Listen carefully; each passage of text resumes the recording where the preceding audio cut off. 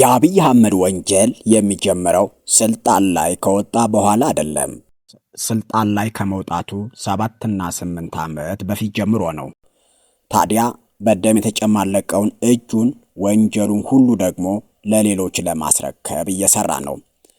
በፖለቲካ አመለካከታቸውና በማንነታቸው ለታሰሩ ፖለቲከኞች፣ ጋዜጠኞች እጅግ አደገኛ የማግባቢያ ሰነድ አቅርቧል። አብይ አህመድ ለፈረሙትም ላልፈረሙትም ታራሚዎች የሚያስከትልባቸው የታሪክ ጠባሳና ለወንጀለኛ ተባባሪ የሚያደርጋቸው ነገር አለና እንዲጠነቀቁ ሴራው ምን እንደሆነ ይዘናል።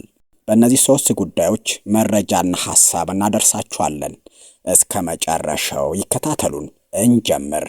ደግሞ ሰብስክራይብ፣ ሼር፣ ላይክ፣ ኮሜንት አድርጉ። አያስከፍልም፣ አያሳስርም። እንዲያውም ትግሉን ማገዝ ለፍትህ መተባበር ነው። አዲስ ትውልድ ሚዲያዎች ነን።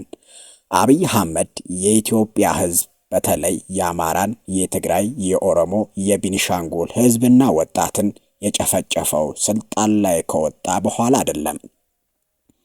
ስልጣን ላይ ሳይወጣ ወንበሩ ላይ ሳይቀመጥ ኢንሳ ውስጥ እያለ ከ2003 ዓመተ ምህረት ጀምሮ ነው። ማለትም መለስ ከመሞቱ በፊት መለስ በሲአይኤ እና በኤፍቢአይ ክትትልና ከስልጣን መወገድ አለበት ተብሎ ከተወሰነ ጊዜ ጀምሮ ነው።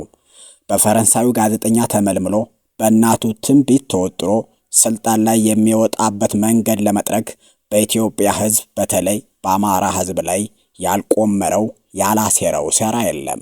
አብይ አህመድ ከ2003 ጀምሮ እነ ዶክተር አምባቸውንና ሌሎችን በማጥመድ በኢንሳ ድጋፍ የሚመራ ተቃውሞ በማሴር የአማራ ወጣት ፍትሃዊ ጥያቄዎችን በመጠቀም በአንድ በኩል ውስጥ ለውስጥ በመደገፍ በሌላ በኩል አጋዚዎችን በመላክ በመረጃ ያጠመዳቸውን የተቃውሞ መሪዎችን በቀጥታ በስናይፐር በማስመታት የአማራ ወጣት ተቃውሞውንም እንዲቀጥል እንደገና የመንግስት እርምጃን በሌላ በኩል እንዲቀጥል በማድረግ ዋና የአማራ ህዝብን የተቃውሞ መሪዎች ደግሞ ትግሉን መስመር አስይዘው መሪ መርጠው ድርጅት መስርተው ያሰበውን ስልጣን እንዳያኮላሹበት አማራም ወደ ስልጣን እንዳይመጣ በማሳሰር በደህንነቱ በኩል ክትትል በማድረግ ፎቶአቸውን ለአጋዜ ስናይፐር ተኳሽ በመስጠት በተቃውሞ መሃል በማስገደል በተቃውሞ ውስጥ ተገኝተው ያልተገደሉትን ደግሞ ተቃውሞ አስነስታቸዋል በማለት በማሳሰር ሃይላንድ በማንጠልጠል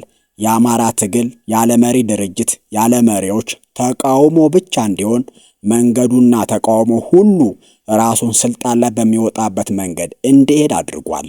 አብይ አህመድ ወደ ኦሮሚያ ዞር ብሎ ከነጃዋር ጋር በመተባበር ቄሮን በማደራጀት አመጽ እንዲነሳ በማድረግ ከዛ ደግሞ መልሶ ገዳይ የመንግስት ቡድኖችን በመላክ የቄሮ ተቃውሞም መሪ አልባ ድርጅት አልባ መንግስትን ብቻ አስጨናቂና ተቃዋሚ እንዲሆን በማድረግ የኢህአዴግ መንግስት እንዲወርቅ ከዛም ኦህዴድና ራሱ ሲያደራጃቸው የነበረውን ቡድን ከውስጥ ስልጣን እንዲሰራ ነበር።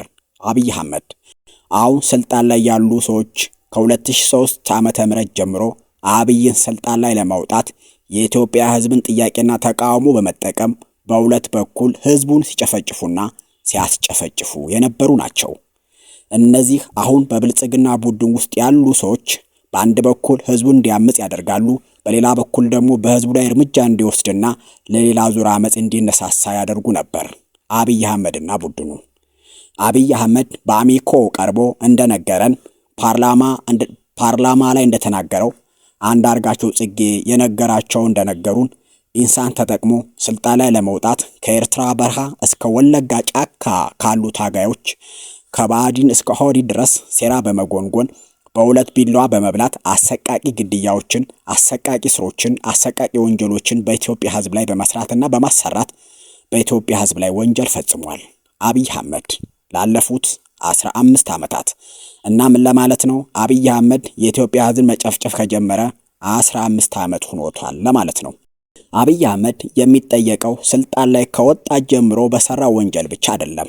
ስልጣን ላይ ለመውጣት በጀመረው ጉዞ ሁሉ በሰራው ወንጀልም በጨፈጨፈው ወጣት ባፈናቀለው ህዝብ ጭምር ነው። ሌላ መረጃ ላካፍላችሁ። አብይ አህመድ ስልጣን ላይ ብቻ ሳይሆን ከስልጣን በፊት ከዩናይትድ አረብ ኤሚሬት ጋር በመተባበር በሃይማኖት ስም የተደራጁ ድምጻችን ይሰማ በሚባሉ ቡድኖች በደቡብ፣ በሶማሌ፣ በኦሮሚያ ክልል ብዙ ኦርቶዶክሶች እንዲገደሉ አድርጓል። አመጽ እንዲቀጥል፣ እሱም ስልጣን ላይ እንዲወጣ፣ አመጹ ሃይማኖታዊ ማንነታዊ እንዲሆን ያልፈነቀለው ድንጋይ የለም አብይ አህመድ። ነገሩን እናሳጥረውና በመጨረሻም ኃይለ ማርያምን በፍላጎት ስልጣን እንዲለቅ ጫና በመፍጠር ከስልጣን ካስወረደ በኋላ ስሙ እንኳ በቅጡ የማይታወቀው አብይ አህመድ ከአሜሪካኖች ጋር ተመሳጥሮ ስልጣን ላይ ወጣ። ከዛም ያሰጉኛል ያላቸውን የክልል አመራሮች፣ የጦር አዛዦች ከነሰዓረ ጋር በመመሳጠር በሰላም እንዲለቁ ወይ እንዲታሰሩ እንዲገደሉ ካደረገ በኋላ ሰዓረንም ሌሎችንም አመራሮች አስገድሎ ስልጣኑን አደላደለ። በመንግስት ስም የአገሪቱን ባንክ፣ ታንክና ህዝብ በመጠቀም ስልጣን ላይ ከመውጣቱ ከ8 ዓመት በፊት የጀመረውን ጭፍጨፋና ተልዕኮ አጠናክሮ ቀጥሏል። በህዋትና በግብጽ እያሳበበ በወለጋ፣ በቤኒሻንጉል፣ በመተከል፣ በሶማሌ፣ በደቡብ ሃይማኖትንና ማንነትን መሰረት ያደረገ ጭፍጨፋ አቀጣጠለው። አብይ አህመድ ለህዝቡ ጩኸት መልስ አይሰጥም፣ በዝምታ ያልፋል። አልፎ አልፎ ህዝቦች የሚገደሉት አትግደሉ ስለምትሉ ነው ዝም በሉ ማለት ጀመረ። ሐዘኔታ ሲሰማው ደግሞ በመቃብራችሁ ላይ ዛፍ ተክላለሁ በማለት ያላግጥ ነበር። ከዩናይትድ አረብ ኤምሬት ጋር ከ2003 ዓመተ ምህረት ጀምሮ ያቅድ የነበረው የቤኒሻንጉልን ወርቅና መሬት ለመዝረፍ ብሎ ጀመረ። ስልጣን እንደያዘ ቤኒሻንጉልን ለመጠቅለል ባሴረው ሴራ በመጀመሪያ ቀይ አንፈልግም የሚሉ ቡድኖችን አሰልጥኖና አስታጥቆ አማራን አስጨፈጨፈ፣ አፈናቀለ፣ አስወገደ። ከዚህ ጎን ለጎን የክልሉ መዋቅር 80 በመቶ በሆዲድ ቡድን እንዲያዝ አደረገ። አሁን ደግሞ ጉሙዙ ሙሉ በሙሉ ለመጥረግ ጦርነት ከፍቶ ይገኛል። ይህ ሁሉ የታቀደው ገና ስልጣን ላይ ከመውጣቱ በፊት ነው። ምድሩ ወርቅ ነው፣ አፈሩ ለም ነው፣ ህዝቡ አልተማረም። ስለዚህ ይህንን ሀብት ለመዝረፍ ምን ማድረግ አለብን ብሎ ገና ስልጣን ላይ ሳይወጣ ከዩናይትድ አረብ ኤምሬት ጋር ይመክር ነበር። አብይ አህመድ የኢንሳ ኃላፊ ያለ ማለት ነው። ለማስተማመኛ ከፈለጋችሁ ስልጣን ላይ እንደወጣ የሄደው ወደ ሳውዲና ዩናይትድ አረብ ኤምሬት ነበር እና ከዛ በፊት አብሮ እየሰሩ ካልሆነ መልካም የሚባል ግንኙነት የሌላቸው ሀገራት ላይ ቀድሞ ለምን ሄደ ጠይቁ። የሱዳኑንም የሰሜኑንም የቤኒሻንጉሉንና የጋምቤላውን ጦርነት አብይ ከመምጣቱ በፊት የታቀደ ነበር። በስፋት መጣበታለሁ በሌላ ቀን። ወደ ዛሬው ልመለስ እና ዛሬ አብይ አህመድ ራሱ በአማራ ክልል በቀሰቀሰው ቀውስ ለተከሰተው ውድመትና የሰው ሕይወት መጥፋት ራሱ መታሰርና ለፍርድ መቅረብ ሲገባው በአብይ አህመድ ሽብር የተጎዱትን የፍትህ ታጋዮች የሆኑትን ሌሎችን አስሮ በሽብር ከሶ ከ3 ዓመት በላይ ሲያሰቃይ ቆይቶ ክስ መስርቶ ፍርድ ሳይሰጥ ራሳቸው የወንጀሉ ተጠቂ የሆኑትን የአማራ አንቂዎችና መሪዎች የራሱ ወንጀል ለነሱ ለማስረከብ በኮሚሽኑ አማካኝነት ጫና እያደረገ መሆኑ ታውቋል። አብይ በክፋት ከሰይጣን ይበልጣል። ወንጀሉ ራሱ ይሰራል ወይም ያሰራል። ከዛ ለስልጣን ያሰጉኛል ያላቸውን ሰዎች ደግሞ በዚህ ስበብ ያስራል፣ አስሮ ያሰቃያል። ከዛ መከራው ሲበዛባቸው መልሶ ደግሞ የራሱ ወንጀል እኛ ነው ያደረግነው ብለው እንዲወጡ ያስገድዳል። አዎ እኛ ነን እንዲሉ ደግሞ አሰቃቂ ግፍ በእስር ቤት እንደሚፈጽምባቸው ታውቋል። የእስር ቤት ሕይወታቸው ከሲኦል እንዲከፋ እያደረገባቸው ነው። ያው ከስቃዩ ለማረፍ ሲሉ እንዲፈርሙለት ወንጀሉንም እንዲቀበሉለት ማለት ነው። ስልጣኑን ያጠናል፣ የሚቃወሙትን በስበብ ያጠፋል፣ መሪዎችን ያስራል፣ በዛውም ተቃዋሚ ድርጅቶችን ደግሞ ይበትናል። ሃጫሉ በአብይ ላይ ተቃውሞ አቀረበ፣ ከዛም አስገደለው። በዛው ቀጥሎ ደግሞ ለስልጣን ያሰጋኛል ያለውን ጀዋር አሰረ። አብይ የጊዜ አጠቃቀሙ ገራሚ ነው። የሆነ ህዝቡን የሚከፋፍልና ግራ የሚያጋባ ግድያ በስውር ያካሂዳል። ህዝቡ ግራ መጋባቱን እንዳየ ደግሞ የሚወክሉትን የፍትህ መሪዎችን ወዲያውኑ ወንጀለኛ ናቸው፣ አገኘናቸው፣ ጠረጠርናቸው ብሎ ያስራል። የጊዜ አጠቃቀሙና የተንኮሉ ሂደት ግን አስገራሚ ነው። አብይ አህመድ የአብይን የሥራ ብቃት ግን አለማድነቅ አይቻልም ለማለት ነው። ራሱ በሰራው ሽብርተኛ ብሎ የከሰሳቸውን ከ300 በላይ ፖለቲከኞች እና ጋዜጠኞችና ሌሎች ግለሰቦች በይቅርታ እንዲለቀቁ የሱን ወንጀል እንዲወስዱ ሂደት ላይ ይገኛል። አብይ አህመድ በአብይ የሽብር ወንጀል ሥራ ምክንያት ያለ ጥፋታቸው በሽብር ወንጀል ተከሳሾች ላይ የቀረበው የይቅርታ ሰነድ በአማራ ክልል ለተፈጸሙ ግድያዎችና ጉዳቶች ከ7 ዓመት በፊት ታስረው ነፃ የተባሉትን ክርስቲያን ታደለንና ሌሎችን ጨምሮ አዎ ገድለናል፣ ወንጀል ፈጽመናል የሚል ኃላፊነት እንዲወስዱ የሚጠይቅ ሰነድ እንዲፈርሙ አቅርቦላቸዋል። ወንጀለኛ ቢሆኑ ኑሮ በፍርድ ቤት መረጃ አቅርቦ ፍርድ ማሰጠት ይችል ነበር። ነገር ግን አብይ አህመድ ያደረገው ንጹሐንን አስሮ በግርፋትና በስቃይ ውስጥ በማቆየት ተገደውና ከደረሰባቸውና ከሚደርስባቸው ስቃይ ለመገላገል ሲሉ ወንጀለኛ ነን እንዲሉ በማስገደድ ላይ ነው። ከምር ምን አይነት ጭካኔ ነው?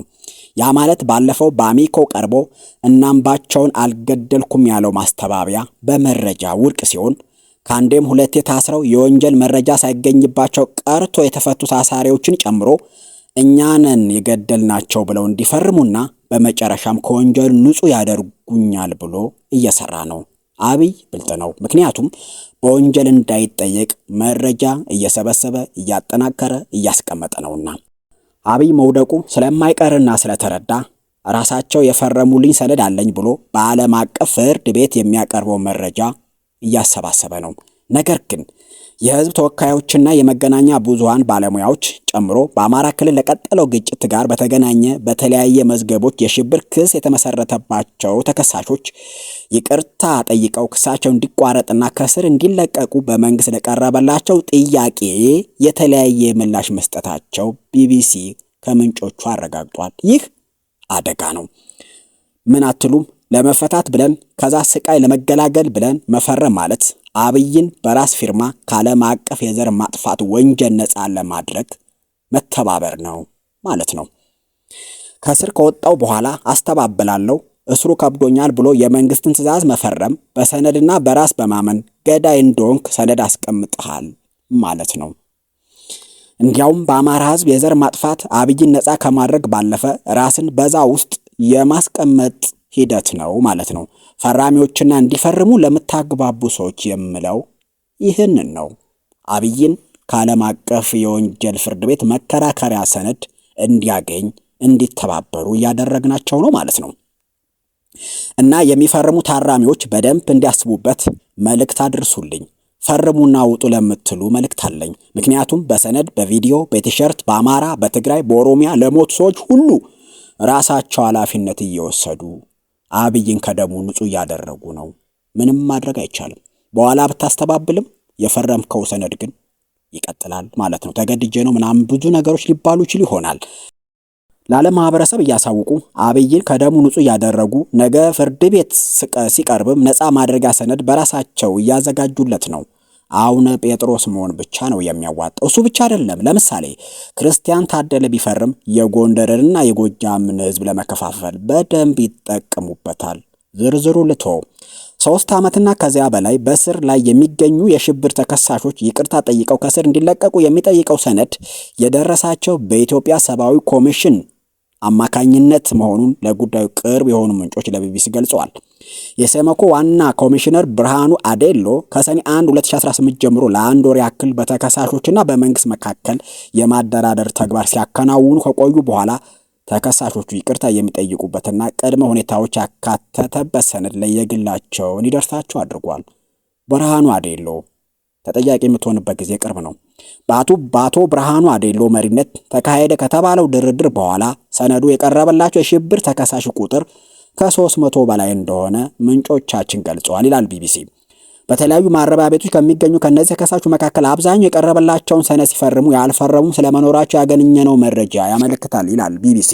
እና የፈረማችሁ አስቡበት ለማለት ነው። እስኪ አስተያየት ስጡ እናንተም። ቅድመ ሁኔታውን አንቀበልም በማለት ለመፈረም ፈቃደኛ ካልሆኑት መካከል ፖለቲከኞችና የመገናኛ ብዙሃን ባለስልጣኖች ጨምሮ 30 ተከሳሾች ተጠቃሽ ናቸው ይላል። ያ ማለት 270 ፈርመዋል ወይም ደግሞ ከዛ በላይ ፈርመዋል ማለት ነው። በተመሳሳይ ይቅርታ መጠየቅም የሚቻለው ውሳኔ ባገኘው ወይም ፍርድ ቤት የተሰጠው ጉዳይ ላይ መሆኑን ጠበቆችና ዳኞች አስረድተዋል። የይቅርታ አቀራረብ ድንጋጌዎች የያዘው የይቅርታ አዋጅ 840/2006 በአንቀጽ 18 ላይ የወንጀል ጥፋተኛ ሆኖ የመጨረሻ ቅጣት የተወሰነበት ማንኛውም ሰው የይቅርታ ጥያቄውን ራሱ ወይም በቅርብ ዘመዱ ወይም በሚወክለው ጠበቃ አማካኝነት ማቅረብ እንደሚችል ይደነግጋል። በመሆኑም የፍርድ ውሳኔ ሳይሰጥ የይቅርታ ጉዳይ ማንሳት እንደማይቻል አቶ ኤርሚያስ አብራርቷል ለኢቢቢሲ።